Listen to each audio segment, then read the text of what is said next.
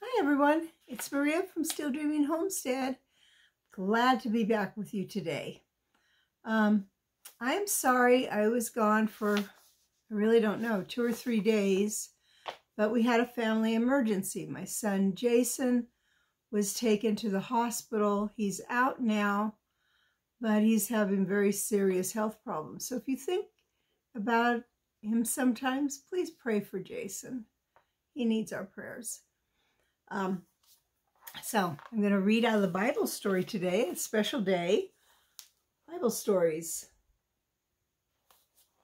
I love learning what's in the Bible and trying to figure out what does it mean for me. Okay, we've been reading about Noah and his ark and how he built that ark, and he tried to warn everybody to get inside the ark. There was a flood coming, but people just laughed. So only Noah and his family went inside the ark, and then something strange happened. They didn't do it, but God shut that gigantic door, the door that the elephants even had walked up on, and the rhinoceroses, and they were inside. So we're on story 4, Heaven's Floodgates Open. So a floodgate, you might think of it as like a dam. If there's too much water in the dam, they will open that and water will just come pouring over so that the dam doesn't break. Well, let's see what this means. Inside the ark, Noah waits and he wonders. For 7 long days, his faith is tested. That's 1 week. Has he done the right thing? Has he preached the truth? Will the flood really happen as predicted? Outside, some of the people begin to wonder too. The shut doors bother them. Maybe they should have listened to Noah and gone in. Maybe the old man was right after all. But since nothing happens, they soon forget their fears and smile again at the thought of Noah inside with all those animals. The days passed, the last days of the world. 3, 4, 5, 6. The morning of the 7th day dawns. Instead of brilliant sunshine, there's black, angry clouds over the sky. Lightning flashes too. Thunder roars. Drops of water begin to fall. It's raining for the first time of the whole history of the world. Now, I want to tell you, up to that point, rain did not come down, ever. There would be, up from the ground, a mist would come, and it would water everything and keep it beautiful. But rain did not come from the sky until this very day. Now, you know that. Drops of water began to fall. Water from the sky? Just as Noah had said it would happen? The old preacher was right after all. Now there was a heavy downpour, increasing every minute. Water begins to pour off the roofs of the houses and rushes down the roadways. Streams fill up and overflow their banks. Low-lying water becomes swampy.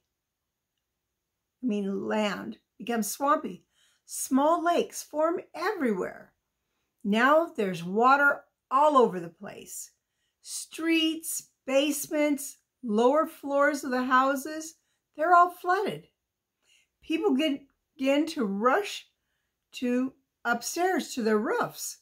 Some look at the ark and wish they had gone inside while the door was still open. Others leave their homes and they hurry to higher ground, but water follows them. "It's the flood," they cried. "Noah's flood is upon us." But worse is to come. Look over there. What could that be? A wall of water rushing from the sea. A tidal wave.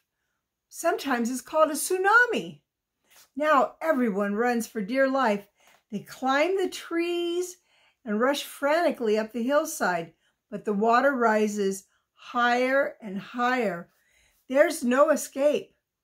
The same day were all the fountains of the deep broken up and the floodgates of heaven were open.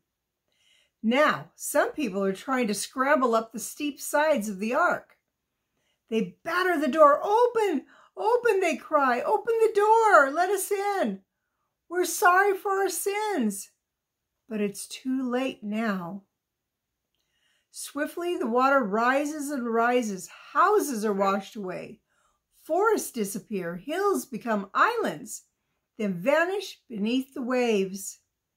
The panic-stricken people, clinging desperately to the last high rocks, become smaller and smaller as first one and then another loses his grip and plunges into the rolling seas. And I'm going to show you a picture of what the artist thinks this may have looked like.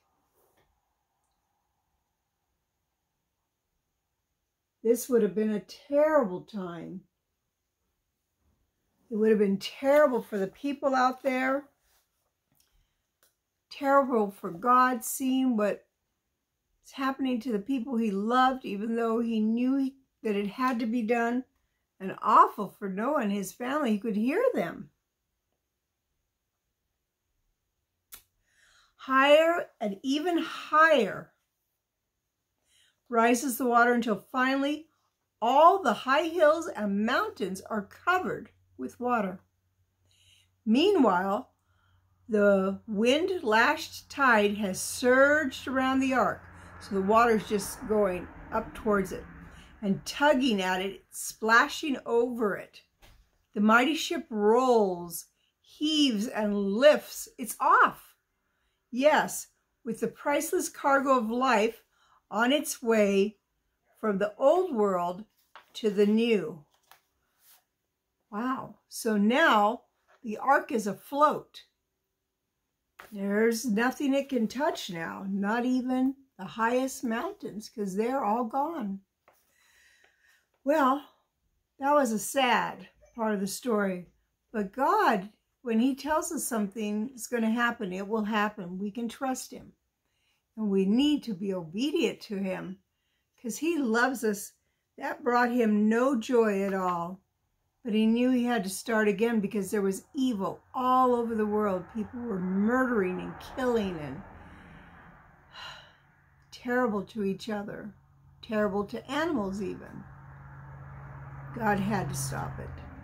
So now, next time we'll read a little bit more about what it's like for Noah and his family inside that ark. Well, it's Maria from Still Dreaming Homestead. I love you. I really do. And I want to pray blessings on you and yours in your house, out of your house, in the day and the night. Whatever you do, keep dreaming. Bye-bye.